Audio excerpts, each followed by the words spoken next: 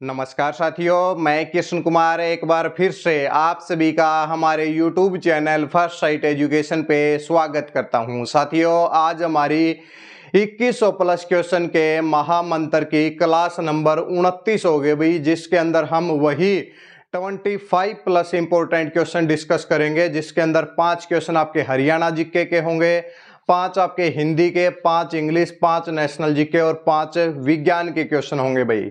इससे पहले भाई 28 क्लास कंप्लीट हो चुकी हैं, प्लेलिस्ट में जाएंगे, वहां पर जाकर आपको 28 की 28 क्लास वहां पर मिल जाएंगी, वहां पर जाके देख सकते हैं। 2100 प्लस क्वेश्चन के नाम से एक प्लेलिस्ट होगी भाई। इसके साथ में अगर जो भी क्लासेज हो रही हैं 2100 प्लस क्वेश्चन तक आपकी 60 से 70 क्लास होंगी। अगर आपको उनके कंप्लीट नोट्स चाहिए तो भाई नीचे कॉन्टैक्ट नंबर दिया गया है, उसके ऊपर कॉन्टैक्ट करें, जिसके अंदर भाई आपको 500 question Haryana GK, 500 national GK, 500 Hindi, 500 English और 500 विज्ञान के क्वेश्चन मिलेंगे। अभी तक आपको वही 22 क्लास के नोट्स मिल जाएंगे और कल 28 क्लास तक आपको 29 क्लास के वही कंप्लीट नोट्स मिल जाएंगे। आइए बिना किसी देरी के आज की वीडियो की शुरुआत करते हैं, जिसके अंदर हम सबसे पहले 5 क्वेश्चन हरियाणा जीके के डिस्कस करेंगे। इसलिए कॉपी पेन उठा लीजिए और साथ साथ में नोट करिए भाई, ठीक है भाई। आज की वीडियो का हमारा पहला क्वेश्चन है, जैसे कि हम 5 क्वेश्चन भाई हरियाणा जीके के डिस्कस करेंगे, तो आज की वीडियो का हमारा पहला क्वेश्चन है कि राज्य के किस मुख्यमंत्री ने सरपंचों का कार्यकाल 5 वर्ष से घटाकर 3 वर्ष कर दिया गया था। आज की वीडियो में लगभग जो क्वेश्चन है वो पंचायती राज के होंगे भाई, पंचायती राज के आपके क्वेश्चन होंगे। तो बताइए भाई, राज्य के किस मुख्यमंत्री ने सरपंचों का कार्यकाल 5 वर्ष से घटाकर 3 वर्ष कर दिया था भाई? तो वो मुख्यमंत्री कौन है भाई? तो उन मुख्यमंत्री का नाम है भाई भजनलाल। कौन थे भाई? भजनलाल। जब उनकी सरकार थी भाई 1991 में, तो भजनलाल ने सन 1991 में सरपंचों का कार्यकाल 5 वर्ष से घटाकर 3 वर्ष कर दिया भाई, ठीक है भाई। इसके बाद अगला क्वेश्चन है, हरियाणा में प्रथम राज्य वित्त आयोग का गठन कब हुआ था? हरियाणा में प्रथम वित्त आयोग का गठन कब किया गया था? तो कब किया गया था भाई? 31 मई 1994 भाई। यानी कि राज्य का जो प्रथम वित्त आयोग का गठन कब हुआ था? तो 31 मई 1994 को हुआ था भाई, ठीक है भाई। इसके बाद हमारा तीसरा क्वेश्चन है, हरियाणा पंचायती राज अधिनियम में कुल कितने अध्याय हैं? देखिए भाई, पंचायती जब ग्राम शिव का पेपर हुआ था तो वहां पे पंचायती राज से रिलेटेड क्वेश्चन आए थे भाई। अब की बार सीईटी का पेपर है, लगभग मिक्स क्वेश्चन आएंगे भाई। तो भाई आपको कुछ भी पेपर के अंदर पूछा जा सकता है, तो थोड़ा थोड़ा ऊपर से हम इसके भाई क्वेश्चन जरूर डिस्कस करेंगे पंचायती राज के, क्योंकि पीछे पेपर के अंदर पूछे जा चुके हैं। तो आपको बताना है कि हरियाणा पंचायती राज अधिनियम है, हरियाणा पंचायती राज अधिनियम 1994 में आपके भाई कितने तो अध्याय हैं और उससे रिलेटेड भाई कितनी आपकी धाराएं हैं। जैसा कि हम आप सभी को पढ़ा चुके हैं कि हरियाणा पंचायती राज अधिनियम में 22 अध्याय हैं। कितने अध्याय हैं भाई? 22 अध्याय हैं। 22 अध्याय भी पढ़ा चुके हैं पीछे, जब ग्राम शिव का पेपर था हुआ नहीं भाई पेपर, वो अलग बात है भाई, ठीक है भाई। अब तक भी नहीं हुआ है पेपर, तो ठीक है। तो 22 अध्याय और 280 धाराएं भाई, 280 धाराएं हैं भाई, ठीक है भाई। इसके बाद अगला हमारा क्वेश्चन है कि हरियाणा में सरपंच का कार्यकाल 5 वर्ष का होता है। आप सभी जानते हैं सरपंच का चुनाव 5 वर्ष के लिए होता है, लेकिन यह हरियाणा पंचायती राज अधिनियम की कौन सी धारा में सम्मिलित है भाई? तो धारा नंबर 10। हरियाणा पंचायती राज की धारा नंबर 10 के अनुसार है भाई, जो हरियाणा में जो सरपंच होगा उसका जो कार्यकाल है वो कितने वर्ष का होगा भाई?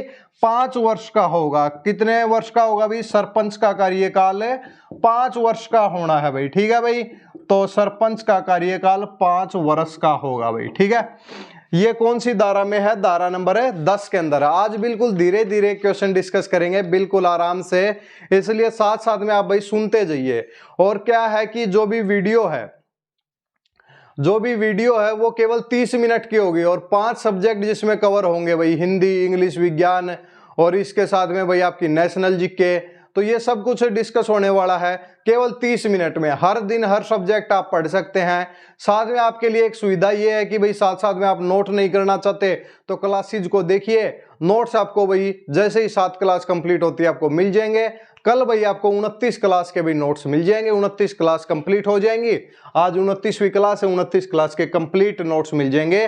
22 क्लास तक नोट्स मिल चुके हैं, 7 क्लास के और नोट्स मिलेंगे, उसके बाद 29 हो जाएंगे। इसी प्रकार 60-70 क्लास के। केवल क्या है कि भाई एक क्लास के जो नोट्स हैं 25 से लगभग 1 रुपए के पड़ेंगे, क्योंकि कंप्लीट जो है कंप्लीट भाई आपकी 60 से 70 क्लास में कंप्लीट होने हैं भाई सभी क्वेश्चन, तो इसलिए भाई। और 79 रुपीज में आपको नोट्स मिल रहे हैं, तो कुछ ज्यादा अमाउंट नहीं है भाई अगर आप लेना चाहते हैं तो, ठीक है। अब ये हो गया। 5वां क्वेश्चन है कि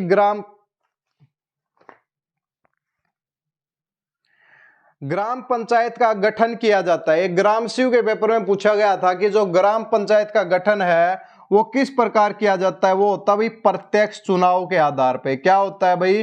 प्रत्यक्ष चुनाव होता है। ग्राम पंचायत का जो चुनाव होता है वो क्या होता है भाई? प्रत्यक्ष चुनाव होता है। क्या होता है भाई? प्रत्यक्ष चुनाव होता है। इसके बाद अगला क्वेश्चन है कि सर्वाधिक चौपालों वाला राज्य का एकमात्र गांव कौन सा है। भाई वो हरियाणा में ऐसा कौन सा गांव है जिसके अंदर सर्वाधिक क्या है भाई? चौपाले हैं भाई। तो 18 चौपाले हैं भाई। एक गांव है भाई हरियाणा में, एक गांव है रुड़की।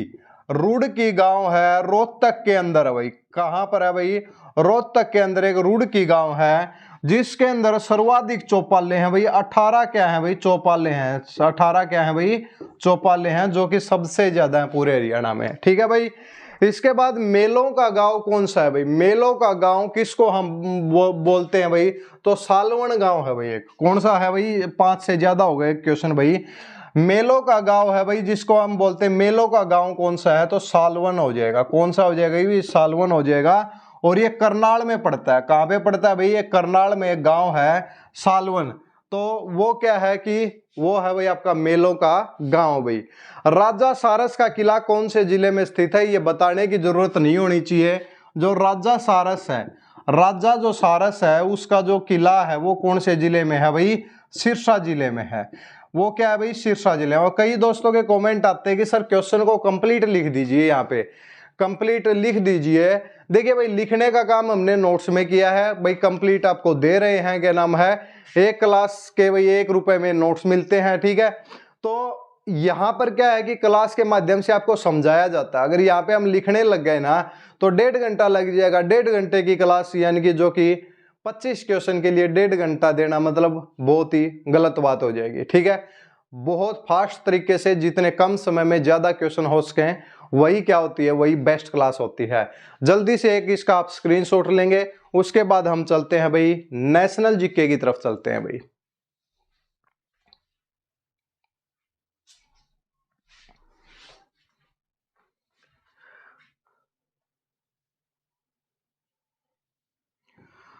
हो गया भाई स्क्रीनशॉट। अब चलते हैं भाई नेशनल जीके के वो 5 क्वेश्चन डिस्कस करते हैं भाई। नेशनल जीके के 5 क्वेश्चन डिस्कस करते हैं और जिसमें पहला हमारा क्वेश्चन होगा कि संशोधन अधिनियम से भाई क्या हो जाएगा। अभी इंडिया जीके की बात कर लेते हैं, जिसमें हमारा पहला क्वेश्चन है कि 1974 का संविधान संशोधन अधिनियम किस राज्य से संबंधित है। यानी कि 1974 में भाई एक संविधान के अंदर संशोधन किया गया था, जो क्या था भाई? जो 35वां संशोधन अधिनियम था। क्या था भाई? 35वां संशोधन अधिनियम था। वह किस राज्य से संबंधित है? प्रश्न पूछा गया है कि 35वां संशोधन अधिनियम किस राज्य से संबंधित है, यह आपको बताना है। तो आपका राइट आंसर क्या हो जाएगा? सिक्किम भाई। क्या हो जाएगा भाई? सिक्किम। जो 35वां जो संशोधन अधिनियम है भाई वो क्या था? वो किससे रिलेटेड है भाई? वो सिक्किम से रिलेटेड है। कौन सा भाई? 35वां किससे संबंधित है भाई? 35वां संशोधन अधिनियम।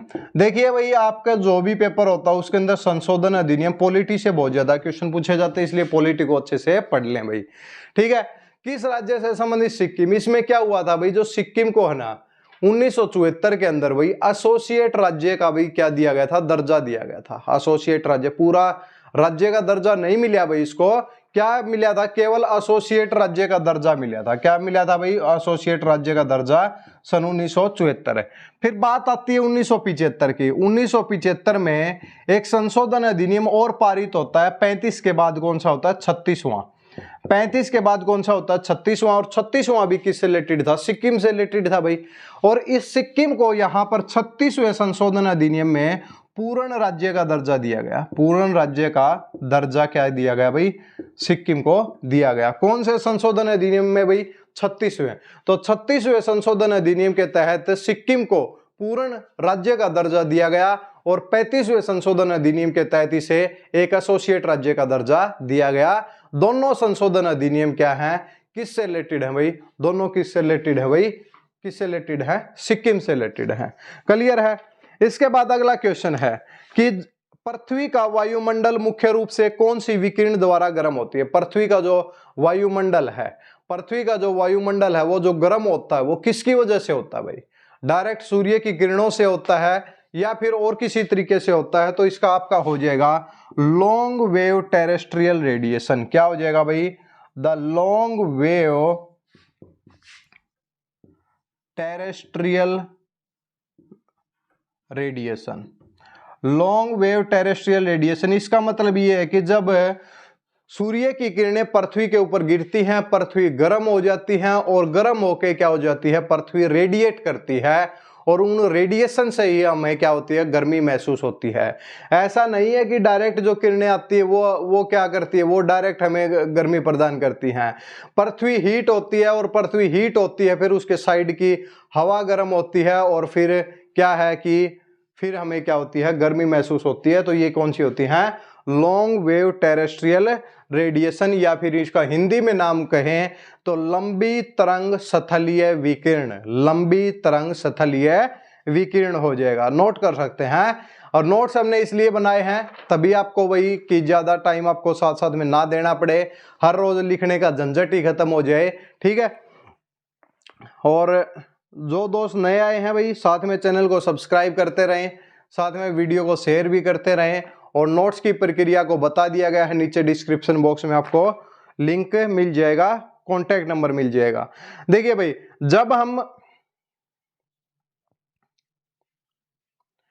जब हम पृथ्वी की सतह से ऊपर की ओर बढ़ते हैं, जब हम पृथ्वी की सतह से ऊपर की तरफ जाते हैं तो भाई जो भी आपकी क्या है, परत है, परत आपको पता है, ट्रोपोस्फियर है, स्ट्रेटोस्फियर है, मीजोस्फियर है, आइनोस्फियर है। तो इनका भाई सही क्रम क्या होगा, तो आपको बता देते हैं। जब हम पृथ्वी की सतह से ऊपर की ओर जाते हैं तो सबसे पहले जो आती है हमारे पास आती है ट्रोपोस्फियर। क्या होती है, ट्रोपोस्फियर।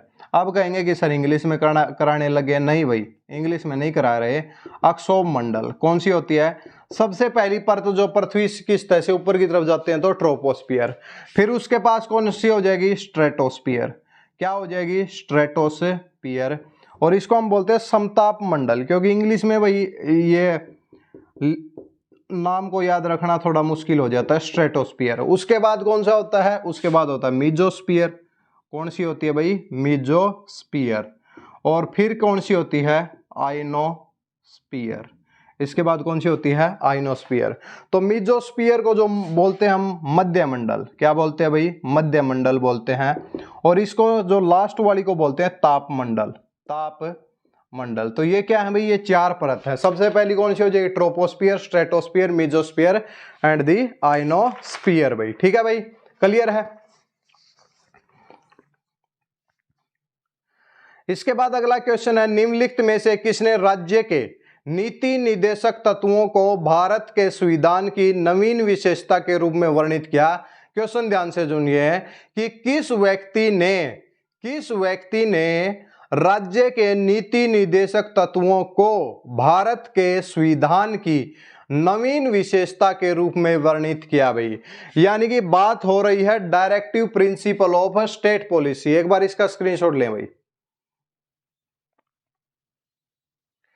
बात हो रही है directive principle of state policy. इनको भाई नवीनीकरण का दर्जा किसने दिया कि भाई इनसे जो आपके directive principle of state policy हैं इनसे भाई लोगों का भला होगा, ये आगे आने वाले समय में मतलब एक मील का पत्थर साबित होंगे। तो ये बात किसने कही थी? ये कही थी भाई बी आर अम्बेडकर ने। किसने कही भाई? ये कही थी बी आर अम्बेडकर ने। बी आर अम्बेडकर ने कहा था कि ये नीति निर्देशक सिद्धांत है, ये आगे आने वाले समय में नवीन, जब आगे नई सोच है, एक प्रकार की ये क्या है भाई? नई सोच है और ये लागू होनी चाहिए। किसने कहा था? बी आर अम्बेडकर ने। बात करते हैं directive principle of state policy कौन से भाग में सम्मिलित है? तो भाग नंबर 4 में सम्मिलित है। संविधान के भाग नंबर 4 में सम्मिलित हैं। आर्टिकल कहां से कहां तक है भाई? 36 से लेकर 51 तक भाई इसके आर्टिकल दिए गए हैं। इसके बाद अगला क्वेश्चन है। अगला क्वेश्चन हम पूछ रहे हैं कि जो करक रेखा है, क्या है भाई? करक रेखा है भारत के कितने राज्यों से होकर गुजरती है? तो हम बता देते हैं 8 राज्यों से भाई। करक रेखा भारत के कितने राज्यों से गुजरती है? तो 8 राज्यों से। पेपर में पूछा जाता है इनमें से कौन से राज्य के साथ है भाई, उनमें से कौन से राज्य में से करक रेखा नहीं गुजरती? आपको पता होना चाहिए कौन कौन से राज्यों से गुजरती हैं। तो बता देते हैं भाई। सबसे पहले चलते हैं भाई करक रेखा के लिए भाई, हम चलते हैं भाई गुजरात। गुजरात से गुजरती है। फिर राजस्थान भी तो आता है। राजस्थान के बाद मध्य प्रदेश भी तो हो जाता है। मध्य प्रदेश के बाद झारखंड भी तो आ जाता है। झारखंड के बाद छत्तीसगढ़ भी तो आ जाता है। उसके बाद पश्चिम बंगाल भी तो दिखाई देता है करक रेखा के बीच से। ठीक भाई, पश्चिम बंगाल। उसके बाद त्रिपुरा भी तो है, त्रिपुरा। उसके बाद मिजोरम भी है। तो ये क्या है भाई? ये 8 राज्य हैं। ये 8 राज्य हैं जिनसे क्या होती है? हमारी करक रेखा है भाई। क्या है भाई? गुजरती है। करक रेखा क्या होती है? गुजरती है। तो ये आपके 8 राज्य हो गए। ठीक है, तो ये भाई नेशनल जीके के आपके यहीं पे कंप्लीट होते हैं भाई। आपके कितने क्वेश्चन हो गए भाई? क्वेश्चन हो गए भाई आपके कंप्लीट 13 क्वेश्चन हो गए भाई 2 सब्जेक्ट से। अब हम चलते हैं भाई साइंस की तरफ। साइंस के 5 क्वेश्चन जल्दी से डिस्कस करते हैं भाई। एक बार इसका स्क्रीनशॉट लेंगे।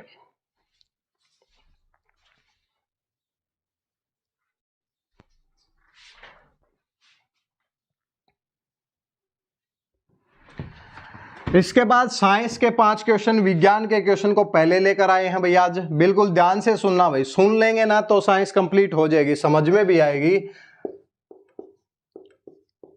कल एक कमेंट आया कि सर साइंस समझ में नहीं आती, करंट अफेयर इसकी जगह करंट अफेयर्स को रख दो भाई।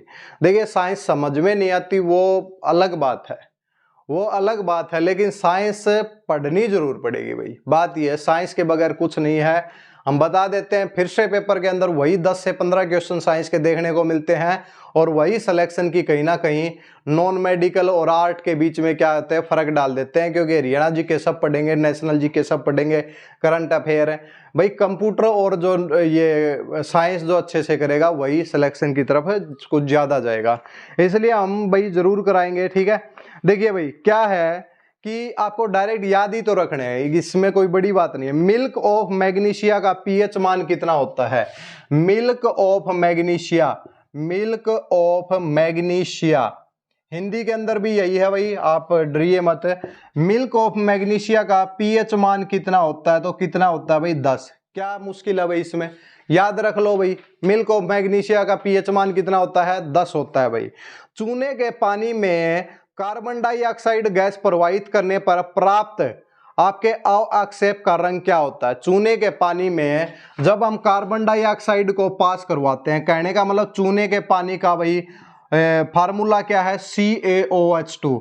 जब हम इससे भाई कार्बन डाइऑक्साइड पारित करवाते हैं तो इससे क्या बनता है भाई? इससे जो रिएक्शन बनती है वो बनती है कैल्शियम कार्बोनेट प्लस का वाटर, और बाद में जो ये वाटर का जो रंग हो जाता है वो कौन सा हो जाता है? दूधिया रंग हो जाता है। क्या हो जाता है भाई? दूधिया रंग हो जाता है। इसलिए जो भी आपके पास क्रिस्टल मिलेंगे, अवक्षेप मिलेंगे, वो क्या होंगे भाई? वो सफेद होंगे भाई। देखिए भाई, अब चूने के पानी का जो फार्मूला है वो कैल्शियम हाइड्रोक्साइड होता है। क्या होता है? Calcium hydroxide. केमिस्ट्री के क्वेश्चन है दोनों, उसमें से अगर हम भाई कार्बन डाइऑक्साइड CO2 पास करवाते हैं तो CaCO3 कैल्शियम कार्बोनेट बनता है, वाटर बनता है और रंग क्या हो जाता है, दूधिया हो जाता है। ऐसा क्वेश्चन भाई पेपर के अंदर आपका पूछे जाते हैं भाई, इसलिए हम पूछ रहे हैं। ठीक है भाई। रदरफोर्ड का अल्फा कण प्रकीर्ण प्रयोग किसकी खोज के लिए उत्तरदायी था?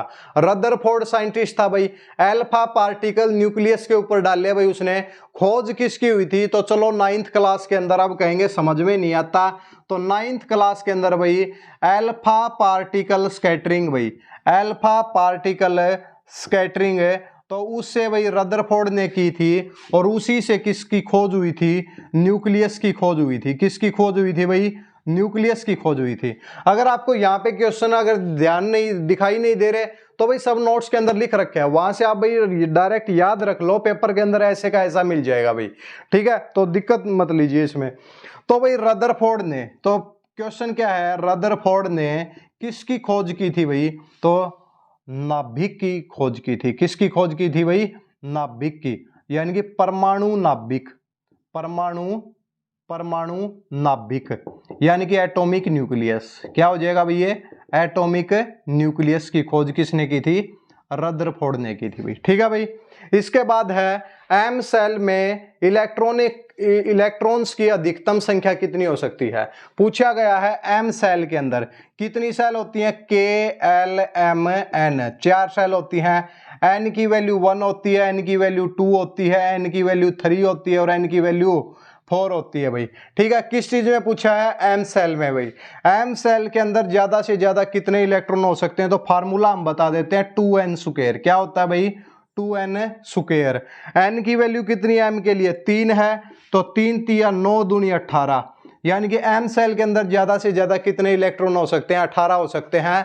के सेल में ज्यादा से ज्यादा 2, एल सेल में भाई 8, एम सेल में 18 और इसके बाद में एन सेल में मैक्सिमम 32 इलेक्ट्रॉन हो सकते हैं।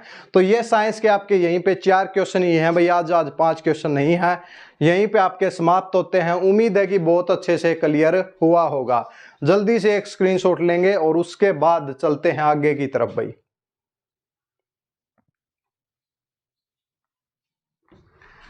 आइए इसके बाद हम डिस्कस करेंगे भाई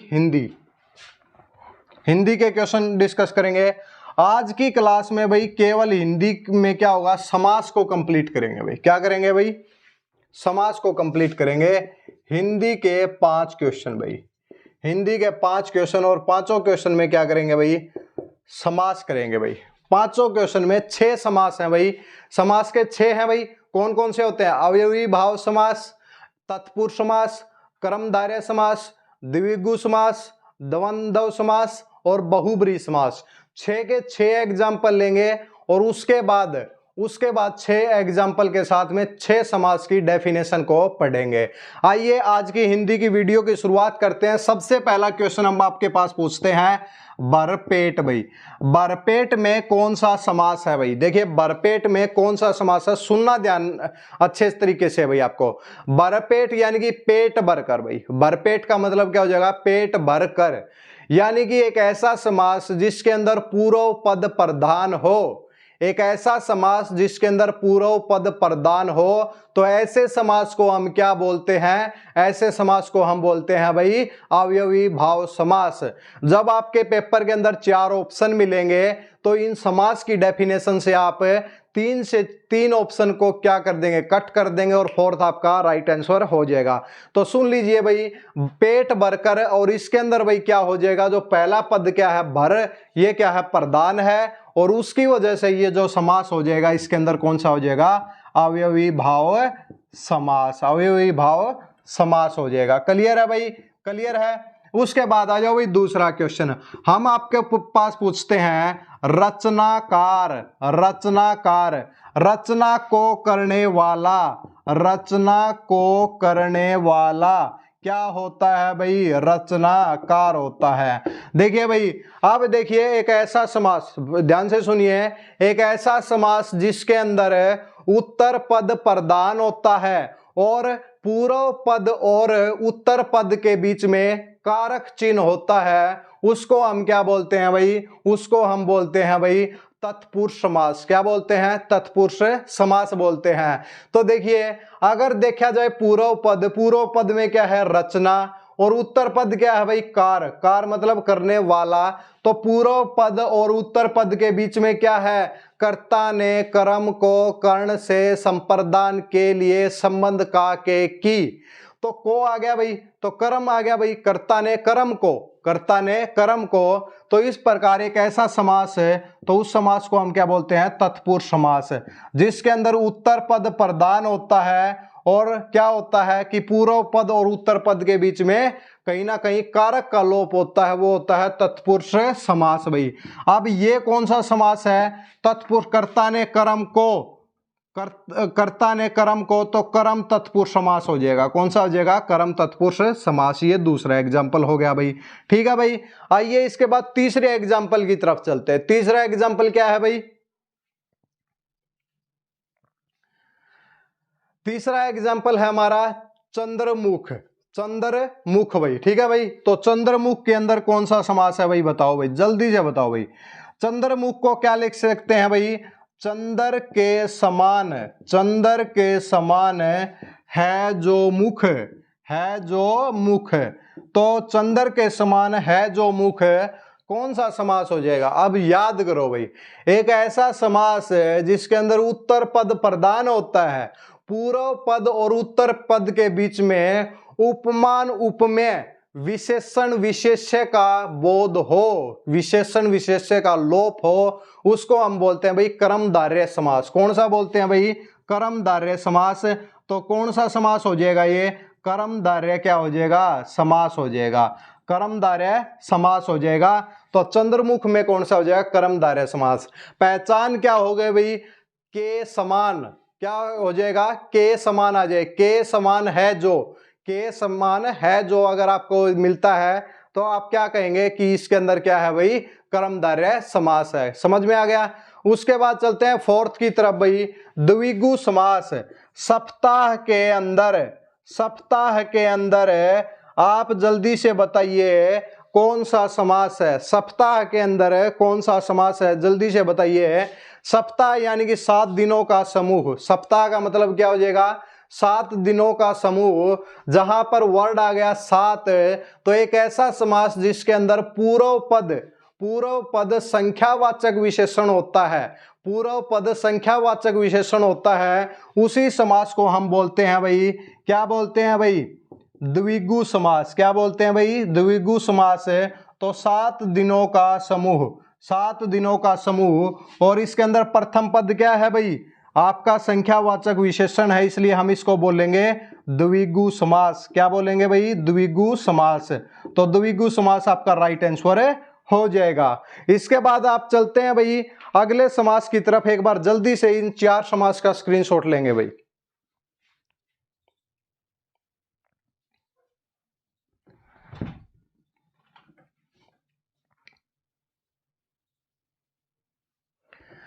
इसके बाद अगला समास है हमारा देश विदेश। क्या है भाई? देश विदेश में कौन सा समास है भाई? जल्दी से बताओ भाई, देश विदेश के अंदर कौन सा समास है? क्वेश्चन नंबर 5, देश विदेश के अंदर कौन सा समास है? जब इस समास का विग्रह करते हैं तो देश और विदेश आ जाता है, देश और विदेश भाई। ठीक है भाई, जिसके अंदर भाई और अथवा या हो जाता है, और जिसके दोनों पद प्रधान होते हैं, प्रथम पद भी प्रधान होगा, उत्तर पद भी प्रधान होगा, और दोनों के बीच में और अथवा या फिर या का प्रयोग हो, ऐसे समास को हम बोलते हैं भाई द्वंद्व समास। क्या बोलते हैं भाई? द्वंद्व समास बोलते हैं। क्या बोलते हैं? द्वंद्व समास। इसके बाद अगला क्वेश्चन की तरफ चलते हैं हम कि भाई मृत्युंजय, क्या वर्ड क्या यूज किया हमने? मृत्युंजय में कौन सा समास है भाई? कौन सा हो जाएगा? मृत्युंजय में कौन सा समास है? मृत्युंजय का अगर विग्रह करते हैं तो मृत्यु को जीतने वाला क्या हो जाएगा? मृत्युंजय में क्या हो जाएगा? मृत्यु को जीतने वाला। तो मृत्यु को जीतने वाला कौन होता है? मृत्यु को जीतने वाला होता है भाई शंकर। कौन होता है भाई? शंकर। तो एक ऐसा समास है जिसके अंदर ना तो पूर्व पद प्रधान होता है ना ही उत्तर पद प्रधान होता है, बल्कि दोनों पद मिलकर किसी के एक तीसरे पद की ओर संकेत करते हैं। ऐसे समास को हम बोलते हैं भाई बहुब्रीहि समास। क्या बोलते हैं? बहुब्रीहि समास। देखिए भाई, अगर हमने लिखा है मृत्यु को जीतने वाला, तो ना तो मृत्यु का यहाँ पे कोई पद प्रधान है, दोनों मिलकर क्या है एक तीसरे पद की ओर संकेत कर रहे हैं, यानी कि शंकर। भाई क्या हो जाएगा? शंकर। तो इसके अंदर कौन सा समास हो जाएगा? बहुब्रीहि समास हो जाएगा। कौन सा हो जाएगा? बहुब्रीहि क्या हो जाएगा? समास हो जाएगा। तो ये आपको भाई याद रखना है, ठीक है। इसी के साथ हमारे ये हिंदी के 5 क्वेश्चन यहीं पे कंप्लीट होते हैं। अब हम चलते हैं भाई 5 क्वेश्चन इंग्लिश के। भाई इंग्लिश के जल्दी से डिस्कस करते हैं, उसके बाद क्लास को समाप्त करते हैं, ठीक है। एक बार जल्दी से इसका स्क्रीनशॉट लें भाई।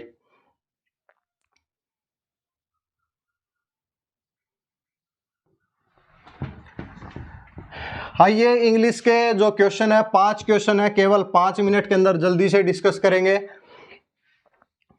इंग्लिश के बिल्कुल इजी क्वेश्चन है भाई। सभी के जो सभी वर्ड हैं वो ईडियम एंड फ्रेजिज से हैं, ईडियम एंड फ्रेजिज से हैं, यानी कि आपको मोस्ट एप्रोप्रिएट वर्ड आपको यहां पर क्या है भाई बताना है। जो भी वर्ड बोला जाए उसके लिए मोस्ट एप्रोप्रिएट वर्ड आपको बताना है। तो जल्दी से आप बताइए, द शो यूर हैंड क्या हो जाएगा? The show your hand, show your hand के लिए most appropriate idiom and phrases क्या होगा? तो भाई क्या होगा? शो यूर हैंड का क्या हो जाएगा? जब आप किसी चीज का प्लान करते हैं, जब आप किसी चीज का प्लान करते हैं और सबके सामने उसका राज खोलकर रख देते हैं, तो इसका मतलब क्या होगा? आपने अपना हाथ दिखा दिया, जो भी प्लान है वो सभी को बता दिया। तो ऐसे वर्ड के लिए हमने क्या यूज किया है? Show your hand. इसका मतलब हो जाएगा टू टेल दी पीपल। क्या हो जाएगा? टू टेल दी पीपल, कि लोगों को अपने प्लान के बारे में बताना। To tell the people about your plans, about your plans, तो अपने प्लान के बारे में लोगों को बताना। तो क्या हो जाएगा? शो यूर हैंड हो जाएगा। क्या हो जाएगा भाई? शो यूर हैंड हो जाएगा। इसके बाद हो जाएगा अगला जो हमारा है वो है कि ए bag of the bones, A bag of bones, यानी कि हड्डियों का एक बैग। भाई कहने का मतलब है कि ए bag of bones, A bag of bones यानी कि एक भाई बस्ता है जिसके अंदर क्या है? केवल हड्डियां ही हड्डियां हैं, यानी कि एक ऐसा व्यक्ति जिसके अंदर केवल हड्डियां दिखाई देती हैं भाई, तो वो क्या होता है? बहुत ही क्या होता है? पतला व्यक्ति जिसको हम बोलते हैं भाई। तो क्या हो जाएगा? An extremely thin person. क्या हो जाएगा? एन एक्सट्रीमली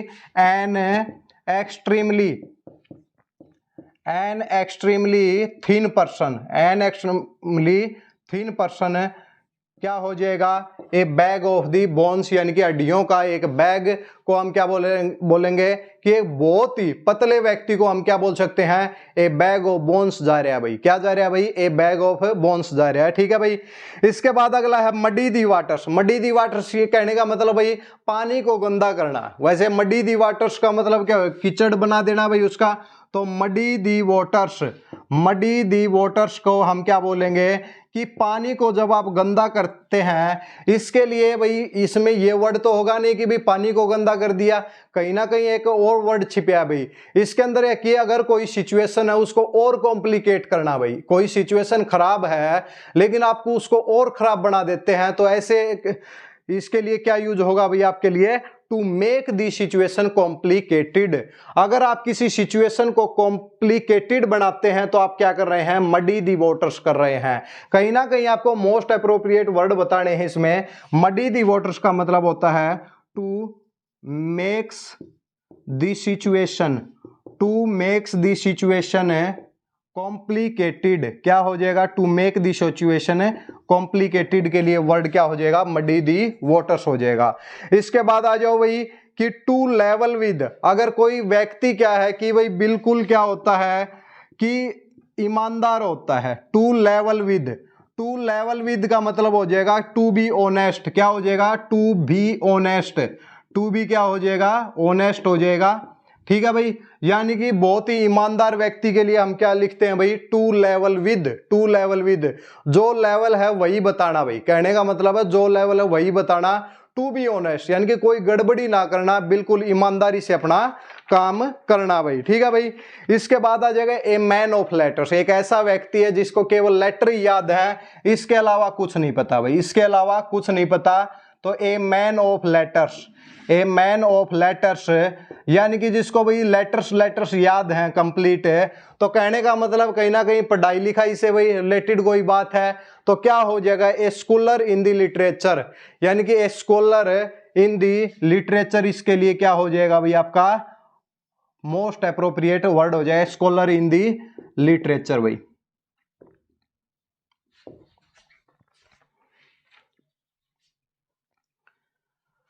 तो भाई ये थे हमारा भाई इंग्लिश के 5 क्वेश्चन भाई। सबसे पहला, शो यूर हैंड मतलब to tell the peoples about your plans, a bag of the bones and extremely thin person muddy the waters to make the situation complicated, to level with, to be honest and a man of the letters, a scholar in the literature भाई। इसी के साथ आज की video के हमारे 25 question यहीं पे कंप्लीट होते हैं, केवल 30 मिनट के अंदर हमने कंप्लीट किए हैं। इसलिए जो भी दोस्त नए आए हैं तो चैनल को सब्सक्राइब कर लीजिए भाई, और इसके साथ में बेल आइकन का बटन भी प्रेस कर लीजिए, ताकि भविष्य में जो भी क्लासेज हों उनकी नोटिफिकेशन सबसे पहले आप तक पहुंचे भाई। ठीक है भाई, नेक्स्ट क्लास में मिलते हैं भाई। क्लास नंबर 30 के अंदर वही हम फिर से 25 क्वेश्चन डिस्कस करेंगे, जिसमें आपको हर दिन हर सब्जेक्ट का फॉर्मूला आपका अप्लाई होगा। तब तक के लिए धन्यवाद।